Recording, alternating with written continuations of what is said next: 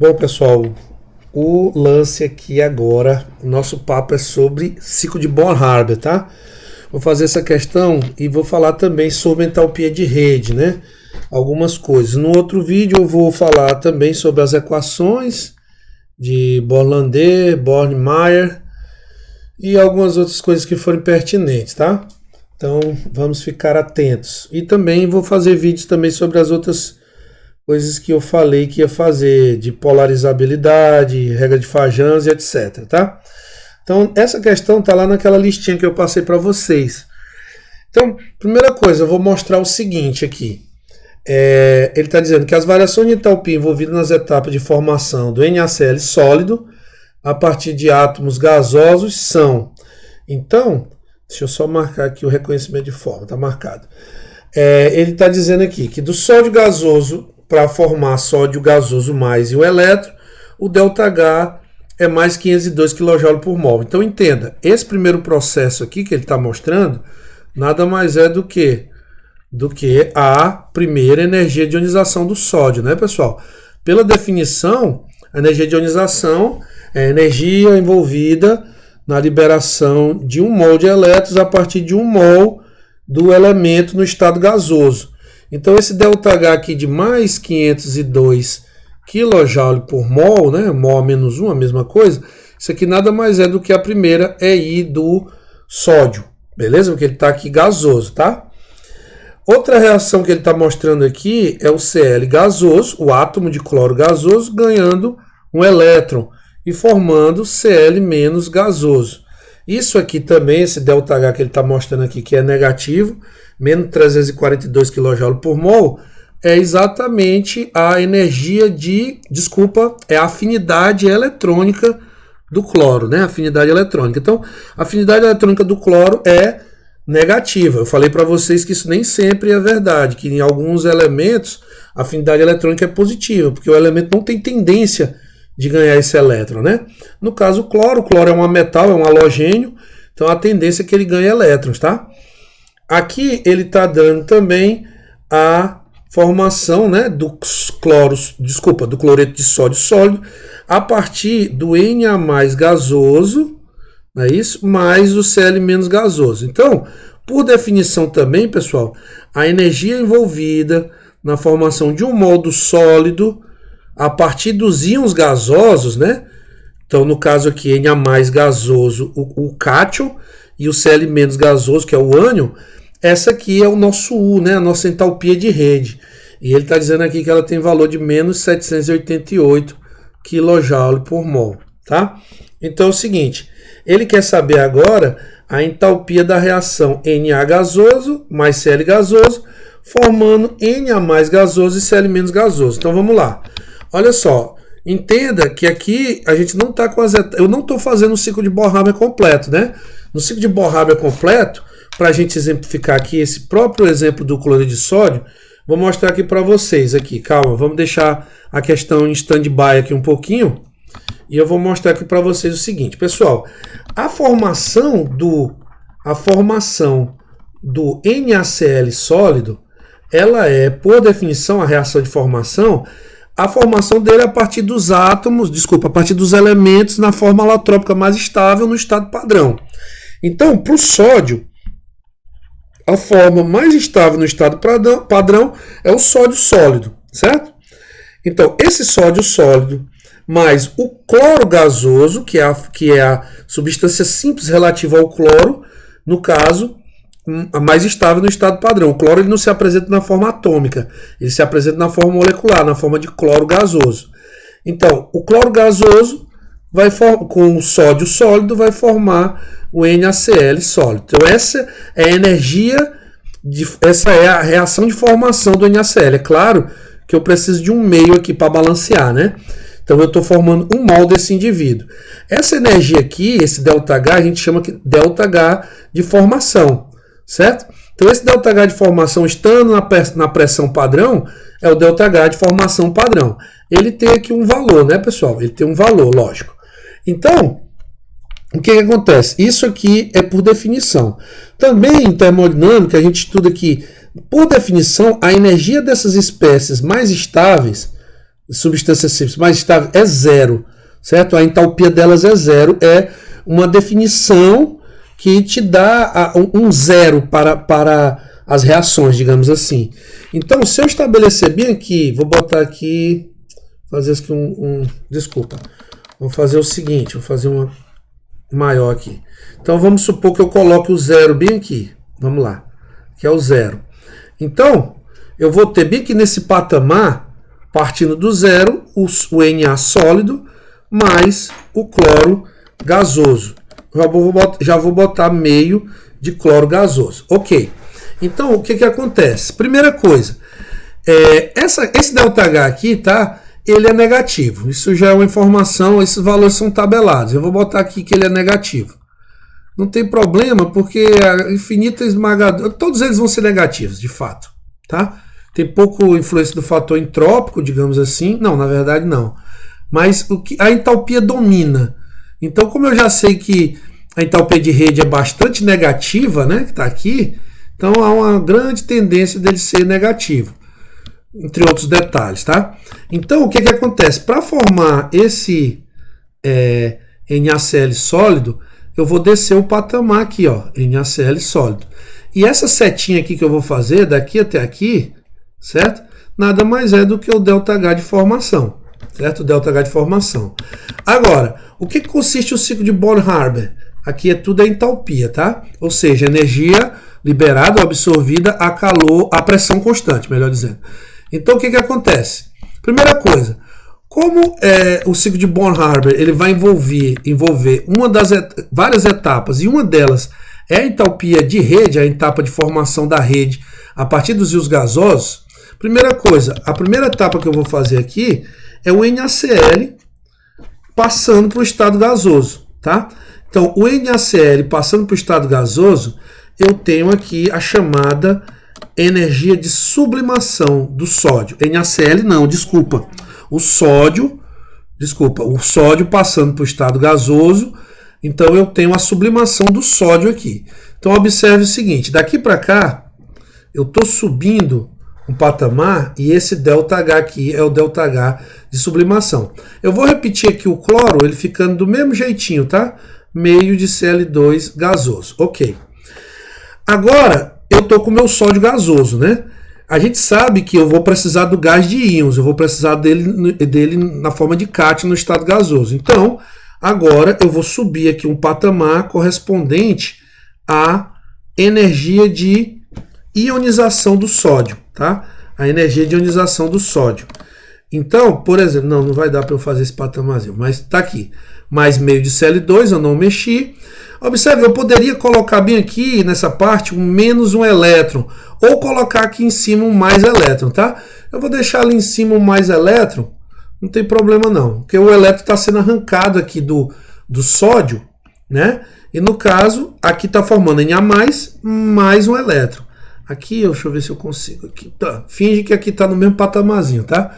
Então, o que acontece? Essa energia aqui que eu subi, essa setinha, ela nada mais é do que a primeira energia de ionização do sódio. Beleza, então subi mais um patamar. Agora eu vou fazer o seguinte, eu estou com o meu sódio gasoso aqui no ponto para reagir com o Cl gasoso, né? O Cl menos gasoso, o cloreto gasoso. Então agora eu tenho que fazer o quê? Agora eu tenho que quebrar aqui o cloro, né? Tenho que quebrar o cloro. Entenda o seguinte, quando eu quebrar esse cloro, que eu preciso apenas de um átomo de cloro para cada átomo de sódio, né, digamos assim, o que eu vou fazer? Eu vou gastar uma energia, né, eu estou aqui com o meu Na+ gasoso, que eu não mexi nele, né, mas o que acontece? Esse meio de cloro gasoso, né, tratando em mol, aqui eu tenho 1 mol, meio mol de Cl2 vai me dar 1 mol de Cl, não é isso? De Cl gasoso, de átomos de Cl gasoso. Então observe o seguinte, se eu defino essa energia aqui, certo? Como, eu vou chamar aqui de X, tá? Esse X, ele nada mais vai ser do que o ΔH de dissociação do que é tomado por mol de Cl2, tá? Isso eu vou ter que dividir por 2. Por quê? Então esse patamarzinho aqui, ele é esse ΔH de dissociação dividido por 2. Por quê? Porque eu só estou precisando de meio mol de Cl2, tá? Então, esse meu X não é o ΔH de dissociação do Cl2. ele é o ΔH de dissociação do Cl2 dividido por 2, certo? Isso por conta da estequiometria desse sólido, beleza? Agora acontece o seguinte, agora eu vou só deslocar esse patamarzinho aqui para cá e fazer ele bem aqui, tá? E aí o que vai acontecer? Vou repetir aqui, tá? Na+, a mesma coisa, gasoso, mais Cl-, opa, Cl- não, Cl gasoso. Beleza. O que vai acontecer agora? Esse cidadão, esse cloro, ele vai ganhar um elétron aqui, tá? Ele vai ganhar um elétron. E aí o que vai acontecer? Eu vou ter um abaixamento aqui de energia, porque a gente já viu aqui que essa diferença de energia, bem aqui na questão, ele está dizendo que é de menos 342 kJ por mol. Lógico que eu não estou fazendo isso aqui em escala, eu nem tenho como fazer aqui, eu não tenho aqui um papel milimetrado, né? Então eu vou botar mais ou menos por aqui. Então está formando o quê? Na gasoso, que eu não mexi, né? Na gasoso, mais Cl menos gasoso. O cloro ganhou o elétron aqui. E essa energia aqui é a afinidade eletrônica do cloro, né? Do átomo de cloro. Beleza? Então tudo ok. Afinidade eletrônica do átomo de cloro.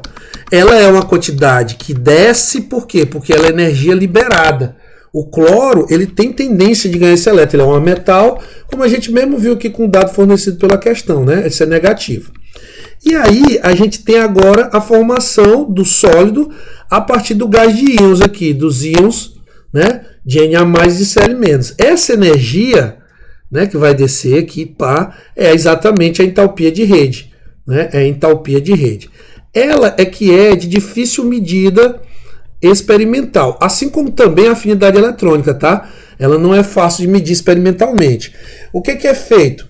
Você pode estimar para sólidos conhecidos, né, a entalpia de rede dele, e com o ciclo de Born-Haber estimar a afinidade eletrônica, né? Então você pode obter isso aqui teoricamente e com equações, né, conhecidas, e que equações conhecidas para certos sólidos, e aí você estima a afinidade eletrônica aqui por cloro, por exemplo. E esse valor estimado pode ser usado em outros experimentos, né, em outros ciclos, né, que envolvam o cloro, para estimar, né, entalpias de rede. Então é como se fosse uma coisa autoconsistente, né? Você avalia isso aqui teoricamente, calcula isso aqui pelo ciclo de Born-Haber, pega o resultado disso aqui, usa em outro ciclo para calcular outros valores de entalpia de rede. Então você fica aí com um misto de valores experimentais e teóricos. E você tem que ver a concordância. E aí não é difícil ver a concordância, porque a entalpia de rede, eu vou falar em outro vídeo, ela tem relação com solubilidade também, né? Até já falei em sala de aula. Então, como ela tem relação em solubilidade é uma coisa medida experimentalmente e até relativamente fácil, você pode verificar, comparar sólidos e ver se as estimativas de entalpia de rede estão ok. Mas, de fato, o ciclo de Born-Haber serve para isso, tá? Ele serve para isso. Então, se a gente for analisar aqui matematicamente, a gente vai ter o quê? Que esse ΔHzinho de formação aqui, ele nada mais é do que o quê? Que o ΔH de sublimação subiu, mais a primeira energia de ionização do sódio, mais esse xzinho, que é o ΔH de dissociação da molécula de Cl2, isso dividida por 2, não é isso? Aí, agora, mais a afinidade eletrônica, lembrando que essa afinidade eletrônica é um valor negativo, né? É um valor negativo, você está somando, com o negativo você vai estar subtraindo, mas vamos botar mais porque a ideia é somar mesmo etapas. E a afinidade, mais a entalpia de rede, que também é um valor negativo. Então, como eu falei, isso aqui, medido, estimado teoricamente, isso aqui é medido, tá? Então, ou também pode ser avaliado teoricamente, vai depender de cada situação. E aí você estima esse. E você pode ajustar isso aqui com valores experimentais, né? E valores teóricos de equações com boa concordância, né? As equações, normalmente elas não vão ter boa concordância, porque isso eu vou voltar a falar, mas o lance é que quando a dedução delas supõe que esses sólidos são perfeitamente iônicos. supõe a atração eletrostática entre cargas, né? Uma carga positiva com uma carga negativa, e essa suposição dessas cargas numa certa distância e numa certa geometria de um certo cristal, ela pressupõe uma ligação, digamos assim, uma interação 100% iônica. Se o sólido não for 100% iônico, vai dar discrepância entre o que você calcula e o que é experimental. Então, cada caso é um caso. Para o NaCl é perfeito, que ele é bastante iônico, tá? Bastante iônico. E quando eu digo bastante iônico, é que você pode ter uma separação do elétron do sódio para o cloro, uma separação quase de 100%.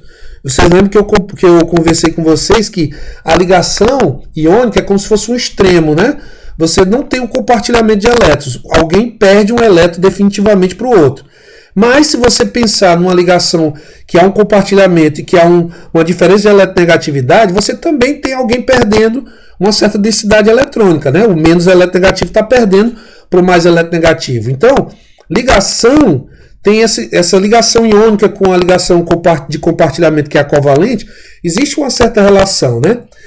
Beleza, então esse é o ciclo de Bohr-Haber para o NaCl. Cuidado que em outros ciclos, o que vai acontecer? Se eu tiver uma estequiometria diferente, eu posso ter, por exemplo, duas afinidades eletrônicas, né? Eu vou exemplificar aqui. Calma aí. Eu vou fazer essa exemplificação e aí deixa a questão ainda em stand-by aqui. Beleza. Vamos lá, vou exemplificar. Vamos supor que eu tenho aqui, por exemplo... Bom, antes de fazer outro exemplo, para aí, eu me esqueci de uma coisa. Me esqueci de fazer o seguinte, somar as etapas, né? Então, vou só representar aqui rapidão. Na sólido formando Na+. Opa, que Na+, rapaz? Na gasoso, sublimação, a gente já sabe, né? O Na gasoso formando Na gasoso mais um elétron, primeira energia de ionização. O Cl2, metade de Cl2 gasoso, formando Cl gasoso, isso aqui é a dissociação. Aí eu tenho o Cl gasoso ganhando um elétron e formando Cl menos gasoso, não é isso? E agora eu tenho o Na gasoso mais o Cl menos gasoso, formando o NaCl sólido. Então, se eu somar tudo, o que vai acontecer? Vai ficar, eu vou cortar esse elétron com esse, né? Na gasoso com Na gasoso, Na gasoso com Na gasoso, cloro gasoso com cloro gasoso, Cl menos gasoso com Cl menos gasoso. O que sobrou? Sobrou isso do lado esquerdo e sobrou isso do lado direito. Sobrou exatamente quem? Na sólido mais meio de Cl2 gasoso, formando NaCl sólido, que é a energia que é a reação de formação. Então, sublimação, primeira energia de ionização, dissociação pela metade, né? Afinidade eletrônica, energia reticular, formando, e a reação de formação quando eu somo isso aqui tudo, né? E aí eu vou somar as energias, lembrando que existem valores negativos. Bom, se a gente pensar no outro sólido, por exemplo, vamos supor aqui o K2O, tá? Eu ia pensar no MgO, né? Por exemplo, podia ser o MgO. Acontece que o MgO ele não é puramente iônico, entendeu? Eu faria ele como... Eu posso fazer já, como ele só sendo totalmente iônico, mas entenda, equações para calcular a entalpia de rede para ele não vão dar muito precisas, porque o MgO ele forma ligações que são também consideradas covalentes, tá? Tem um certo caráter covalente, porque o magnésio é uma questão que ele é muito polarizante. Então, depois eu vou falar sobre isso aí, tá? Aquela questão de regra de Fajans, vou falar um pouco sobre isso. Mas, por exemplo, MgO, um que é puramente iônico, é o K2O, por exemplo, é um composto iônico, né? Que é o óxido de potássio. Então, vou fazer aqui para os dois, como seria para os dois? Ó, você teria, não vou fazer em esquema de, quer dizer, vou fazer dos dois jeitos. Primeiro para o K2O, vamos lá. O potássio sólido vai sublimar potássio gasoso. O potássio gasoso vai virar potássio mais gasoso, mais elétron, primeira energia de ionização, certo? Agora observem que eu preciso de 2, né? 2 potássios para formar o K2O.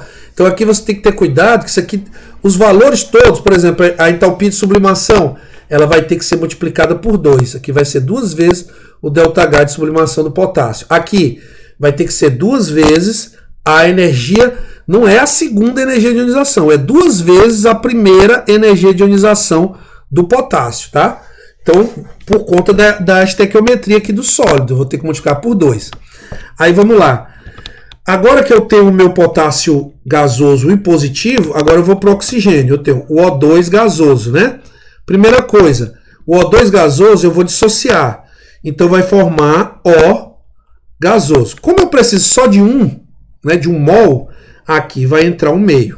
Beleza? Então aqui eu vou ter o ΔH de dissociação do O2 dividido por 2. Beleza? Então é bom ter esse domínio, porque cada ciclo de Bohr-Haber pode ter sua peculiaridade.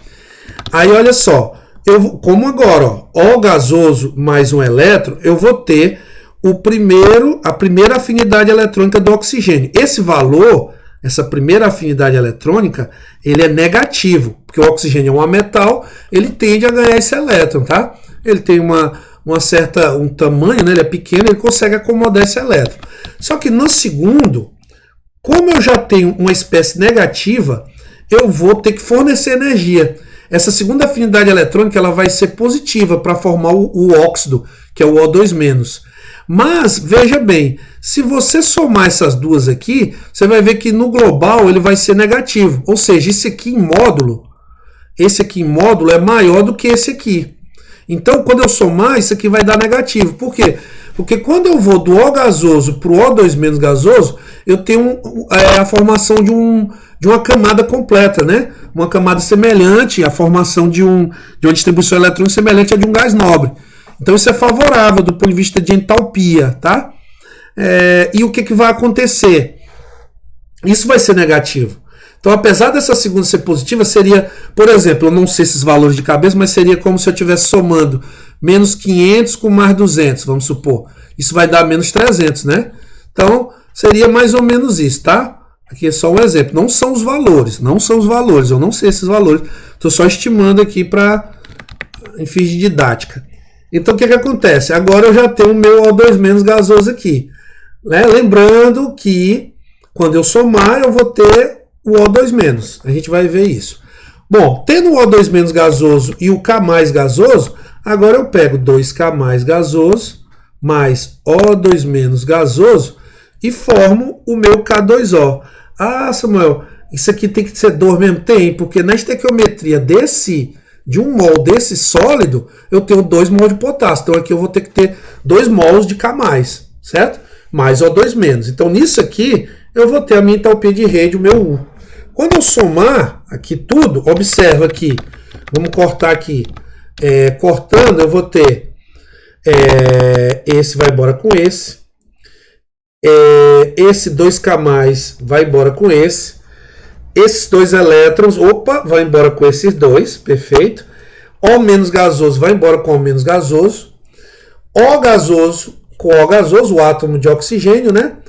E blá blá blá, esse O2- gasoso com esse O2- gasoso. No final eu vou ter a formação do K2O, a partir de quem? 2 potássio sólido, né? 2 mol de átomo de potássio sólido, mais meio mol de O2 gasoso, que é esse cidadão aqui. Então, formando o meu 1 de K2O sólido, que é o meu ΔH de formação. Mais uma vez, eu vou ter o ciclo de Bohr-Haber, e aí o que vai ter? E isso é igual a esse, mais esse, mais esse, mais esse, mais esse, mais esse. Observando que aqui a sublimação está multiplicada por 2, o potencial de ionização está multiplicado por 2, o ΔH de dissociação do O2 está dividido por 2. Esse aqui é negativo, esse aqui é positivo e esse aqui é negativo também, né? A entalpia de rede. Então, eu vou somar e vou obter o que eu quiser aí, né? No caso, se eu quiser a entalpia de rede sabendo os outros valores, a gente consegue calcular, beleza? Fazendo rapidamente aqui num diagrama, eu tenho o seguinte, vamos lá, vou botar meu zero aqui. Não vai ficar bem bonitinho não, que eu vou fazer bem rápido, tá? Então, o meu zero é K, K sólido, 2K sólido, mais O2, meio de O2 gasoso. Esse é meu zero, né? Esse é meu zero. Aí vamos lá, subiu 2K gasoso. 2K gasoso, né? 2 mol de potássio gasoso mais meio de O2 gasoso. Subiu de novo 2K mais gasoso mais meio de O2 gasoso, que foi a energia de ionização. Agora, subiu de novo porque eu quebrei o oxigênio. Então, 2K mais gasoso mais O gasoso. Quebrei o oxigênio. Então, lembrando que isso aqui é aquele meu xizinho, né? Sendo que esse xizinho é o ΔH de dissociação do O2 dividido por 2. Aí vamos lá, vou botar aqui de ladinho, papapá, mesmo patamar para indicar que tem o mesmo valor de energia, que é o 2K mais gasoso, mais o O gasoso. Aí observe, ele vai ganhar o elétron, o oxigênio, vai descer, né? Isso aqui é essa afinidade eletrônica negativa. Então, 2K mais gasoso mais O menos gasoso. Eu estou omitindo os elétrons, tá? O menos gasoso. Bom, agora vai subir, né, pessoal? Vai subir por quê? Mas não vai subir tanto quanto desceu aqui. Então vai subir, mas não vai subir tanto quanto isso aqui desceu. Por quê? Como eu falei para vocês, libera menos 500, absorve mais 200. No exemplo que eu dei, né? Que eu não sei os valores. Mas se você for ver no global daqui para cá, o oxigênio se transformando em O2-, né? O oxigênio, o átomo, e O2- é negativo. Então aqui vai subir, ó, vai ficar 2K mais gasoso mais O2- gasoso. Vai subir por quê? Porque eu estou acrescentando um elétron em quem já é negativo. Então fica endotérmico. Aí agora, opa, vou descer aqui, vou descer aqui até o meu K2O sólido, né? Que eu tenho aqui o meu gás de íons, ó, 2K mais gasoso, O2- gasoso, e vai até o K2O sólido. Observa que essa distância aqui, até aqui, né? Até aqui, fazendo meio feinho, esse aqui é o ΔH de formação. Então aqui, ó, observe que tem uma diferençazinha, né, pro K2O. Acho até que eu não vou fazer um MG. Vou fazer. Então, o que acontece? Esse aqui é a minha entalpia de rede. Então, em termos esquemáticos, é isso, né? A minha entalpia de rede é isso. Beleza? Bom, é isso. Vamos lá. Vou só fazer o esqueminha, então, para o MGO. Para o MGO, vai ser o seguinte. Vamos lá. Vou logo botar aqui o meu zero. Opa. Vou botar aqui o meu zero. Vocês veem que vai ter uma diferença, né? Tá aqui. Opa. Meu zero. Então, aqui e aqui. Aqui é o meu MGO, é o sólido, né? O meu alvo, digamos assim. Então, eu vou partir do Mg sólido mais do O2 gasoso. Opa, do O2 gasoso. Observem que eu preciso de um meio aqui, porque eu só vou precisar de um átomo, de um mol de átomos de oxigênio ali, né? Então vai ter um meio aqui. Então, ó, subiu Mg gasoso, sublimação, né? Meio de O2. Beleza, gasoso. Beleza. Eu não vou dividir a sublimação por 2 e nem multiplicar por 2, né? Porque aqui, quando eu fiz isso aqui, estava tudo vezes 2, né? Como eu mostrei aqui para vocês. Aqui eu não vou precisar porque eu tenho um mol, aqui eu tenho o ΔH de sublimação somente do magnésio. Agora, o magnésio vai ganhar 2 elétrons. Primeiro ele ganha o primeiro, né? Mg mais gasoso, mais meio de O2 gasoso, ou seja, primeira energia de ionização, quando um mol de átomos recebe um mol de elétrons. A segunda, agora esse íon monovalente, né, o cátion monovalente, vai virar um cátion bivalente. Observe que eu vou fazer, tá aqui essa distância, eu vou fazer uma distância maior. Por quê? Isso aqui é maior do que essa daqui. Por quê? Isso aqui é maior. Por quê? Porque a segunda energia de ionização é sempre maior do que a primeira, né? Por quê? Porque você está arrancando agora de uma espécie positiva. Então, quando ele perdeu o elétron, a carga nuclear aumenta e aí o átomo diminui de tamanho e aí eu preciso de mais energia para arrancar o segundo elétron, né? E por aí vai. Depois mais energia para o terceiro e quarto e tal. Já lembrando que eu falei para vocês que isso pode indicar, inclusive, qual é a família do elemento, né? Porque quando houver uma mudança brusca, por exemplo, se houver uma mudança brusca do terceiro para o quarto elétron, é porque eu mudei de camada do terceiro para o quarto. Automaticamente os 3 primeiros elétrons estavam na mesma camada. Então é família 3A, né? Então lembra disso que eu falei em sala de aula. Então O2 gasoso. Beleza, então eu tenho aqui o meu Mg2+. Agora eu vou quebrar o oxigênio, né? Quebrar o oxigênio. Então o oxigênio agora eu vou fazer, né? Lembrando, e apesar de eu ter simulado essa escala aqui maior do que essa, mas não está a escala, né? Não tem como eu saber direitinho as distâncias. Eu só chamei isso aqui de 0. Então, ó, Mg2+ gasoso mais O gasoso. Só preciso de 1. Metade quebrou, né? Então, esse aqui é aquele meu xizinho, que é o ΔH de dissociação. Opa! O ΔH de dissociação do O2 dividido por 2. Beleza. Então, ó, só deslocando para cá. Então, finge que aqui está na mesma altura, tá? Então, Mg2+ gasoso mais O gasoso vai ganhar o primeiro elétron. Desceu. Pá. Mg2+ gasoso mais O menos gasoso. Vai ganhar o segundo. Sobe, porque a segunda é maior. Desculpa, a segunda é endotérmica. Mg2+ gasoso mais O2 menos gasoso. Endotérmica por quê? Porque eu estou forçando um elétron a entrar numa espécie negativa. E agora eu desço, né? Tá horrível aqui meu desenho, mas tudo bem. Agora eu desço. Opa, horrível. Descendo. Opa, tá horrível. Minha mão tá torta. Pá, desceu até aqui, né? Aqui é o ΔH de formação e aqui é o famosa entalpia de rede, né? A famosa entalpia de rede. Então, você somando tudo, você vai obter exatamente a energia de formação. Tá, voltando à questão, vamos lá, vamos voltar à questão aqui, né? Bom, voltando à questão, tá aqui, né?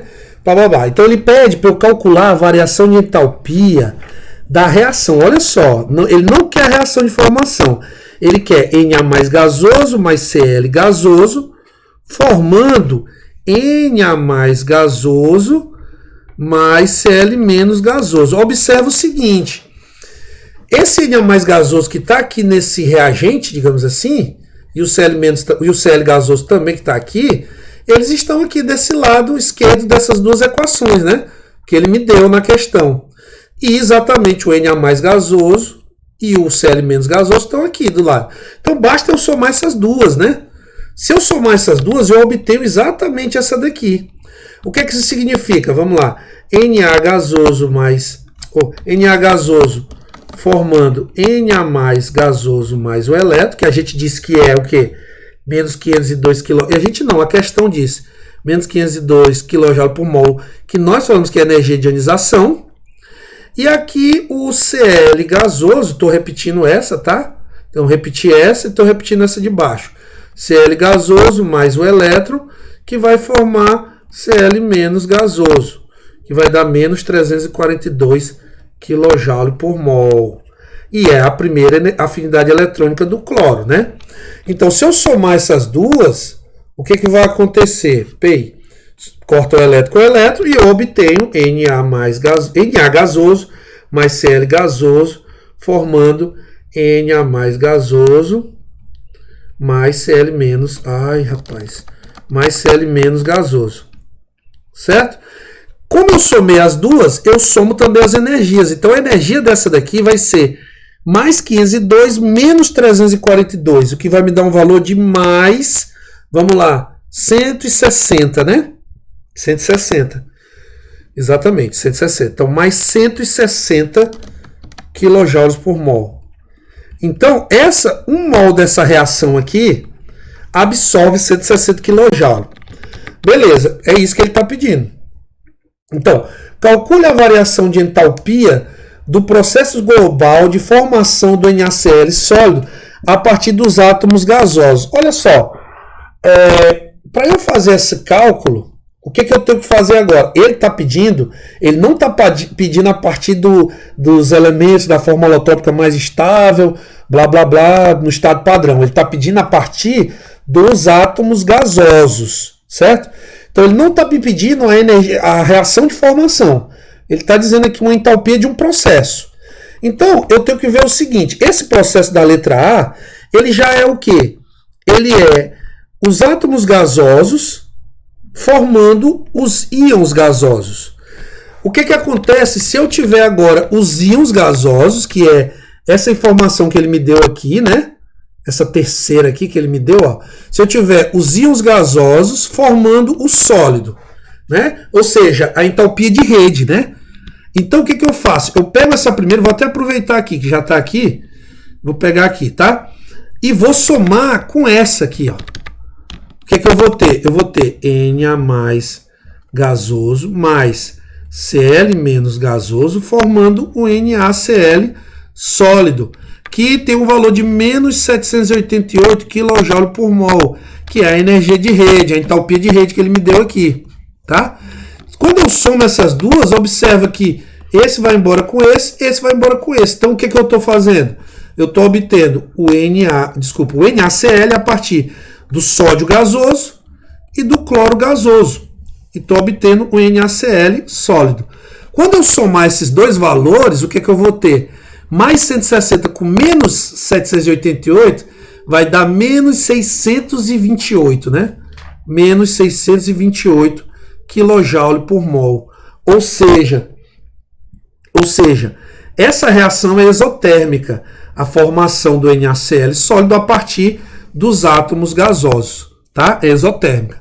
Aí ele diz, na letra C, considera afirmativa, o que estabiliza o cloreto de sódio é a formação de octetos de elétrons de valência nos íons cloreto e sódio.